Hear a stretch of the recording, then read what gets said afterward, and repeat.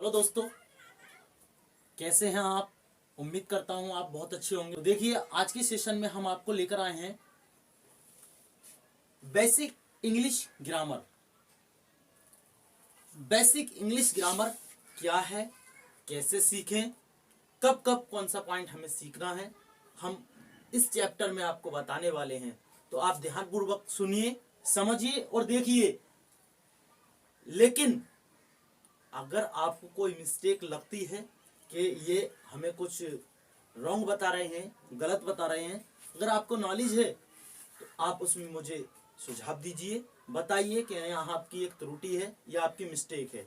मैं आपके बताए हुए सुझाव को मैं सही तरीके से समझूंगा और उसमें अपने आप को बदलाव करूंगा।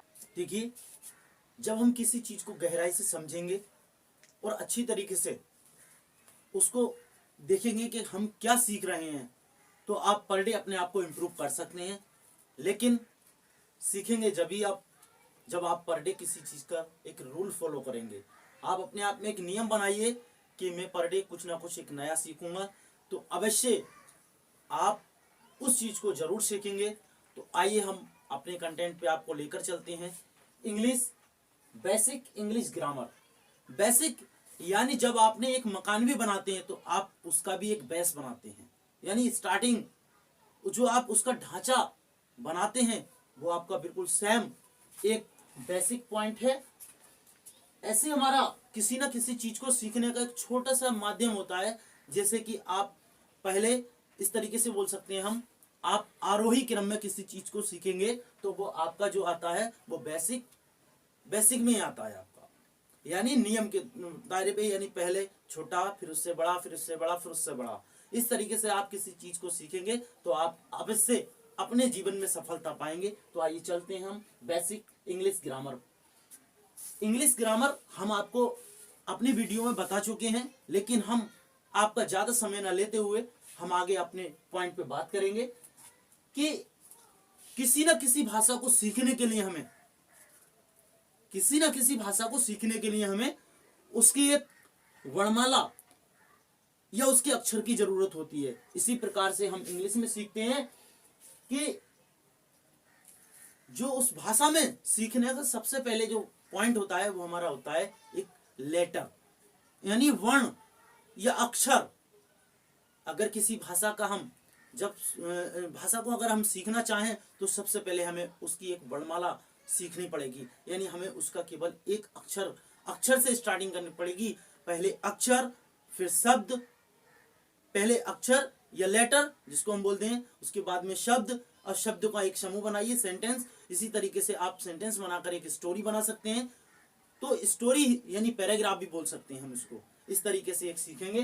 तो हम बताते हैं कि लेटर जब हम सीखते हैं तो लेटर है क्या चीज, यानी अक्षर है क्या चीज। तो देखिए, a letter is the smallest unit of any language, यानी किसी भाषा का छोटे से छोटा वह अक्षर, या हम कह सकते हैं किसी भी भाषा का सबसे छोटा वर्ण जो होता है हम उसको क्या कहते हैं, लेटर कहेंगे।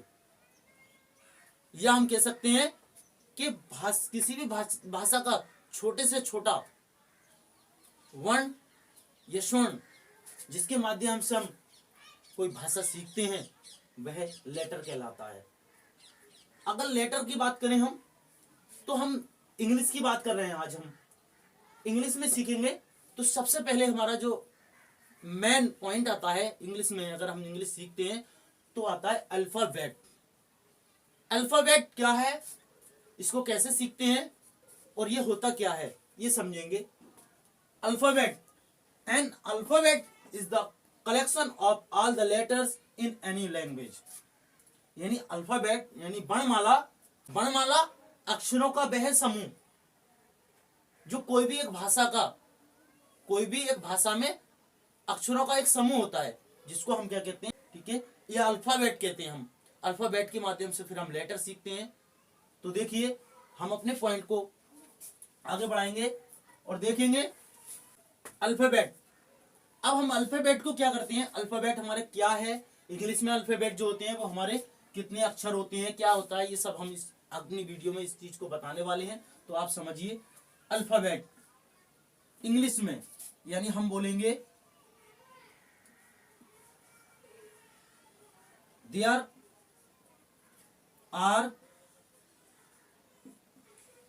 26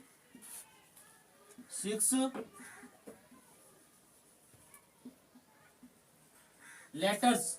There are 26 letters in English. यानी अंग्रेजी में जो होते हैं हमारे वो 26 लेटर्स होते हैं, यानी 26 वर्ण होते हैं या 26 अक्षर होते हैं। उन अक्षरों को दो भागों में बांटा गया है।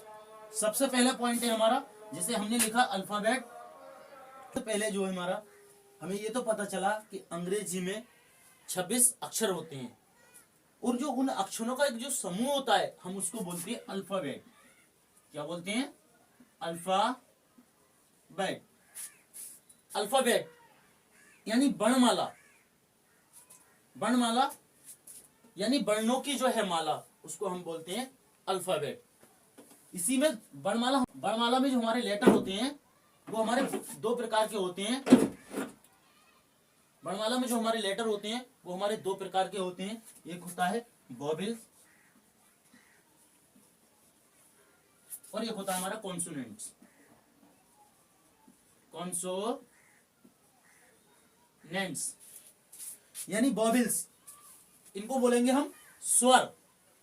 यह है कॉन्सोनेंट्स, यह हो गए हमारे व्यंजन।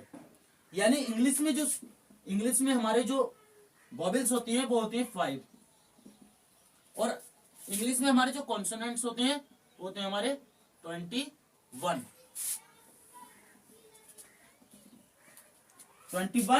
और 5 26। इसी तरीके से हम बोल सकते हैं, हम आपको बता रहे थे कि इंग्लिश में जो होते हैं यानी अंग्रेजी में जो होते हैं हमारे वो 26 लेटर होते हैं, यानी 26 अक्षर होते हैं। तो हम बोल सकते हैं there are 26 letters in English, यानी अंग्रेजी में 26 अक्षर होते हैं। उन अक्षरों का जो समूह होता है टोटल, वो होता है हमारा अल्फाबेट। अल्फाबेट में हमें पता चला कि ये टोटल इंग्लिश की जो अल्फाबेट होती है उसमें 26 लेटर्स होते हैं। अल्फाबेट में दो तरीके के हमारे लेटर होते हैं। नंबर 1 होता है हमारा वोवेल्स, नंबर 2 होता है हमारा कॉन्सोनेंट्स।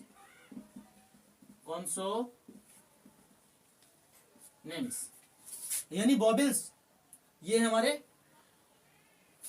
स्वर, यह है कॉन्सोनेंट यानी व्यंजन। अंग्रेजी में जो हमारे स्वर होते हैं वो केवल 5 होते हैं। कितने होते हैं दोस्तों? 5 होते हैं। और हमारे इसमें कॉन्सोनेंट जो होते हैं अंग्रेजी में वो हमारे 21 होते हैं। 21 होते हैं। इसमें जो 5 वोवेल्स होते हैं हम इनको जो हम स्पेशल लेटर्स भी कह सकते हैं। स्पेशल लेटर्स भी हम कह सकते हैं। तो देखिए, हम इन्हीं के ऊपर एक सेंटेंस है छोटा छोटा। There are 5 vowels. There are 5 vowels. There are 5 vowels in English. In English grammar.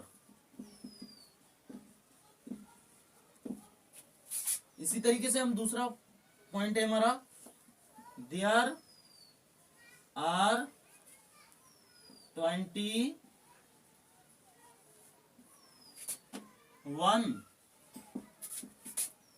consonants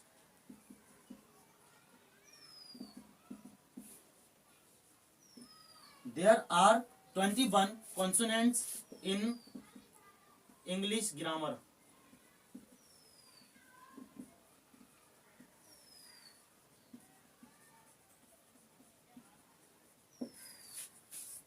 हम इस बात को बहुत अपने माइंड में सेट कर लें कि जो वोवेल्स होते हैं वो 5 होते हैं और जो कॉन्सोनेंट्स होते हैं हमारे वो 21 होते हैं।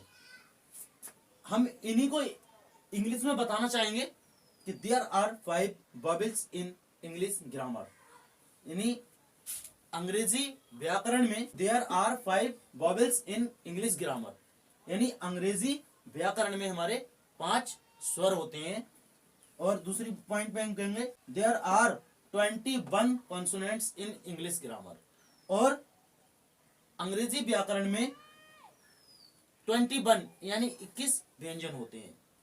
पहले हम इनको इतना समझेंगे कि वॉवेल्स क्या है, कॉन्सोनेंट्स क्या है।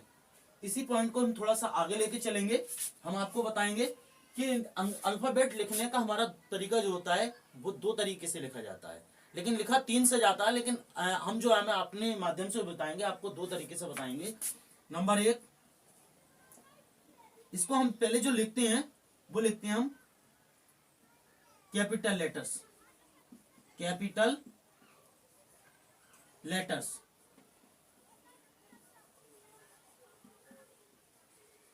यानी बड़े अक्षरों में, इस तरीके से। और दूसरे पॉइंट में बताएंगे आपको, एक होता है स्मॉल लेटर्स, स्मॉल